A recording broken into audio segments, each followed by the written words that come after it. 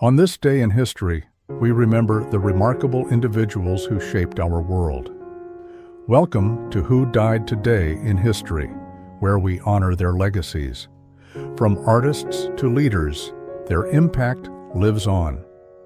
If you find their stories meaningful, like, subscribe, and hit the bell to stay connected. Thank you to all our amazing channel members for your generous support.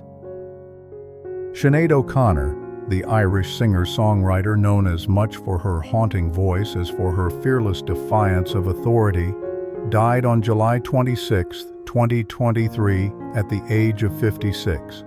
Her death was ruled as natural, yet it came just over a year after the tragic suicide of her 17-year-old son, Gein, a loss that left her visibly shattered and publicly grieving. Though the physical cause may have been natural, the weight of emotional and psychological trauma loomed large, reflecting broader conversations around mental health, grief, and resilience in the public eye. O'Connor rose to global fame in the early 1990s with her mesmerizing cover of Prince's "Nothing Compares to You," a performance that turned her into an international star overnight. But fame never sat easily with her. At a time when the entertainment industry rewarded silence and conformity, O'Connor stood apart, boldly using her platform to criticize institutional abuses, most notably the Catholic Church. Her infamous 1992 act of tearing up a photo of Pope John Paul II on Saturday Night Live shocked viewers and essentially blacklisted her from mainstream American media. Yet history has since vindicated many of her claims, particularly in light of revelations about widespread abuse within the church. The values of her era, politeness over protest, conformity over confrontation, were ones O'Connor directly challenged. Her unapologetic stance on religion, gender, and mental illness often led to her being misunderstood, dismissed, or vilified. But in the years leading up to her death, a new generation came to see her not as a pariah but as a prophet, an artist who had told uncomfortable truths before society was ready to hear them. Her passing prompted widespread mourning, especially in Ireland, where she was remembered not just as a musician, but as a cultural rebel. Tributes poured in from artists, activists, and politicians who acknowledged her bravery, brilliance, and vulnerability. Far from being forgotten, her legacy was reignited. Her music re-entered charts, her interviews resurfaced, and her story was told with new reverence. Sinead O'Connor's life and death remind us of the fragility of human resilience and the price of radical honesty. We immortalize figures like her through the songs they leave behind, the causes they champion, and the echoes of their defiance that continue to inspire long after they're gone. In mourning her, we also reckon with our own evolving understanding of pain, courage, and truth. Olivia de Havilland, one of the last surviving stars of Hollywood's golden age, passed away peacefully from natural causes on July 26, 2020, at the age of 104. Her death marked not just the end of a long and storied life, but also the symbolic closing of a chapter in cinematic history. Known for her grace, intelligence, and determination, de Havilland's passing prompted an outpouring of tributes that honored her not just as an actress, but as a pioneer who reshaped the industry's relationship with power and justice. Rising to fame in the 1930s, de Havilland is best remembered for her role as Melanie Hamilton in Gone with the Wind, 1939. But her legacy extends far beyond her performances. In an era when studios wielded near-absolute control over actors, de Havilland challenged the system. In 1943, she sued Warner Brothers over contract restrictions that unfairly extended an actor's obligation. The California court ruled in her favor, a landmark decision that became known as the de Havilland Law. This case radically altered the Hollywood studio system, granting actors greater autonomy over their careers and inspiring generations of performers to advocate for fair treatment. Her death came at a time when the film industry and the world was reckoning with issues of control, equity, and systemic change. In the wake of the Me Too movement, de Havilland's courage was cast in a renewed light.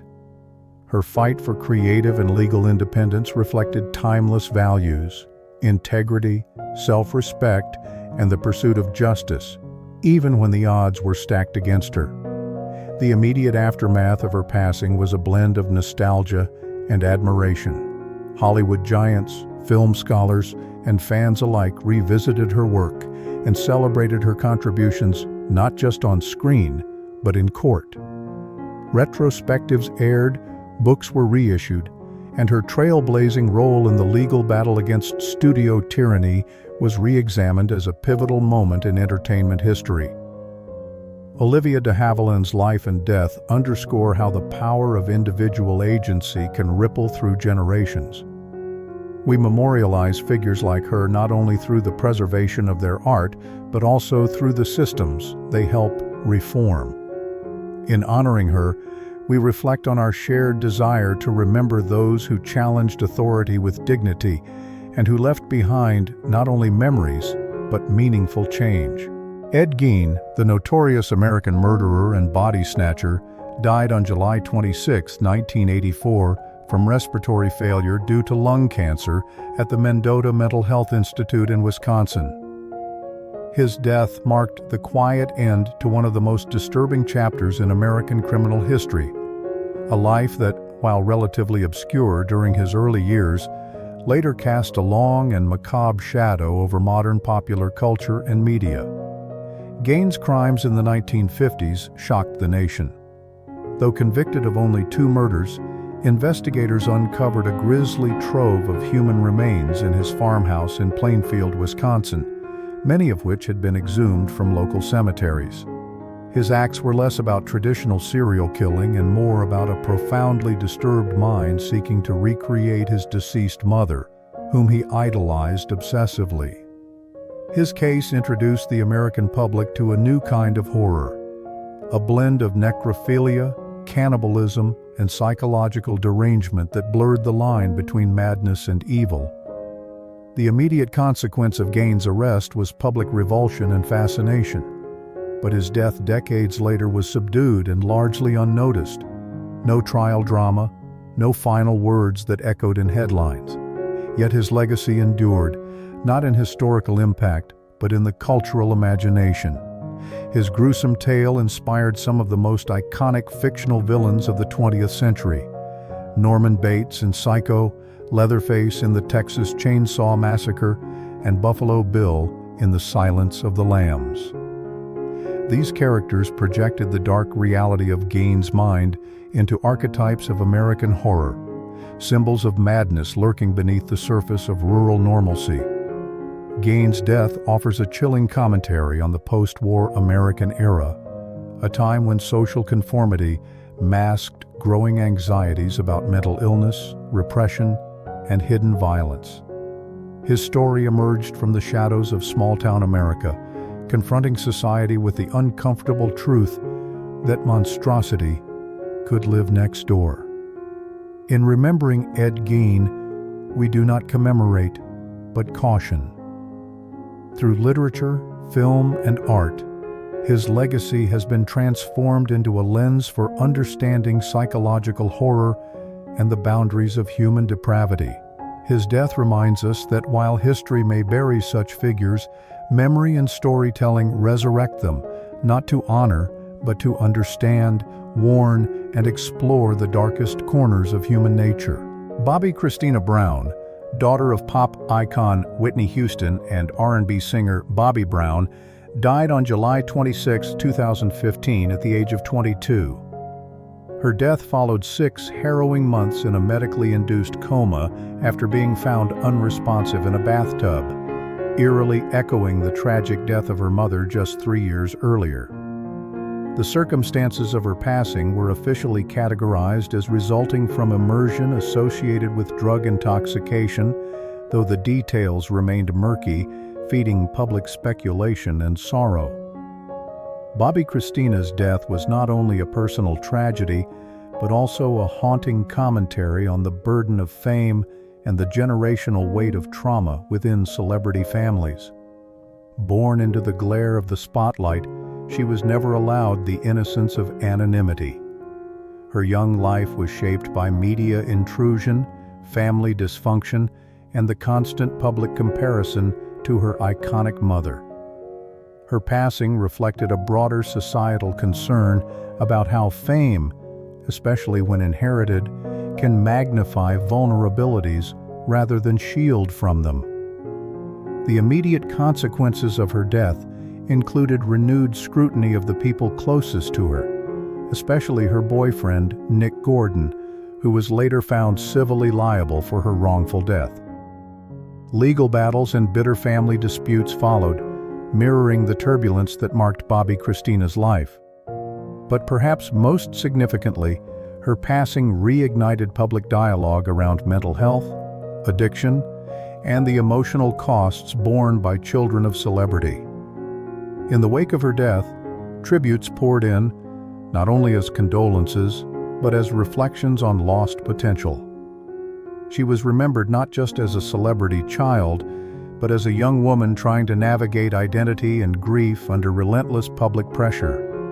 Documentaries, books, and tribute performances have kept her memory alive, not in celebration of her fame, but as cautionary tales of the fragility of youth under fame's heavy shadow.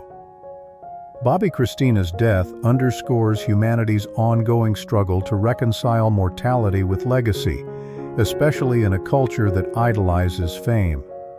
We immortalize such figures through the media they inspire, songs, films, and headlines, turning their pain into public memory. Her story, poignant and unfinished, lingers as a symbol of innocence lost and a quiet plea for compassion over spectacle. Randy Meisner, a founding member of the Eagles and the voice behind the haunting ballad "Take It to the Limit," passed away on July 26, 2023, at the age of 77 due to complications from chronic obstructive pulmonary disease, COPD. His death marked the end of a quieter chapter in the legacy of one of America's most influential rock bands. Unlike many of his contemporaries who died tragically young, Meisner's passing was natural, reflecting the aging of a generation that once defined youthful rebellion and rock and roll excess. Meisner's death invites reflection on the fleeting nature of fame and the quiet toll it can take. Though he co-founded one of the most iconic bands of the 1970s, Meisner often chose retreat over limelight. Struggling with anxiety and discomfort in the spotlight, he famously left the Eagles in 1977 at the height of their success. His departure spoke to deeper values emerging in that era, an era when rock stars began to grapple with the emotional consequences of fame, often choosing personal well-being over public adoration. The immediate consequences of his passing were marked by tributes from fans and fellow musicians who remembered his unmistakable high tenor and melodic sensibility. While Meisner was never as publicly visible as Don Henley or Glenn Frey, his influence was deeply felt. His death served to reintroduce younger generations to his contributions and reminded longtime fans of the fragility and complexity of artistic lives behind the music. Rather than shifting the trajectory of music history, Meisner's death deepened the legend of the Eagles as a band shaped not only by its triumphs, but by internal fractures and personal costs. His story highlighted the reality that creative genius often walks hand in hand with vulnerability. Meisner's legacy is preserved through the enduring power of music. His voice lives on in vinyl grooves, streaming playlists, and late-night radio waves. He's commemorated not with statues or sweeping biographies, but with something perhaps more intimate and lasting: the emotional resonance of his songs. His passing reminds us that mortality, especially in the realm of artistry, doesn't end a story, it amplifies it. We immortalize such figures not just by recounting their lives, but by listening to the echoes they leave behind, still ringing in harmony with our own lives. Rick Aiello, son of Oscar-nominated actor Danny Aiello, passed away on July 26, 2021, at the age of 65 after a prolonged battle with pancreatic cancer. His death was a quiet but poignant moment in Hollywood, especially for those familiar with the lineage of Italian-American performers who helped shape American cinema's portrayal of working-class grit and inner-city life. Rick's passing from natural causes, albeit from a brutal and often terminal illness, reflected the vulnerabilities even the most physically commanding actors face. Known for his roles in Spike Lee's Do the Right Thing and Jungle Fever, Aiello often portrayed hard-edged cops or blue-collar men, characters rooted in realism and the social tensions of their time. His work came during a period in Hollywood when films were increasingly unafraid to tackle race, class, and community head-on, topics still deeply relevant today. Unlike the sensationalized deaths that often define celebrity loss, Aiello's death was met with quiet remembrance rather than media spectacle. Yet, it stirred a wave of nostalgia among fans of 1980s and 90s cinema, especially those who appreciated the cultural commentary embedded in Spike Lee's early films. Aiello, though often in supporting roles, brought weight and texture to every scene he entered. He was part of the emotional scaffolding holding up films that reflected the racial and urban tensions of their era. His death did not shift the course of cinema, but it did subtly reinforce the value of character actors, those who, though often overlooked in favor of stars, carry the emotional realism of a film. Rick Aiello's passing also reminded audiences of the enduring legacy of familial ties in Hollywood. Following the death of his father in 2019, his own death symbolized the closing of a familial chapter in the history of American film.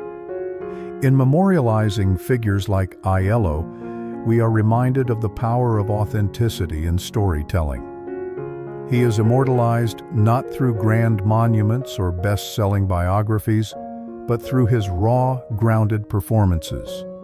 His characters endure on screen, snapshots of a time when cinema wrestled with the complexities of identity and justice. In remembering him, we remember the countless lives shaped not by leading roles, but by the honest human work that fills the frame and deepens the narrative.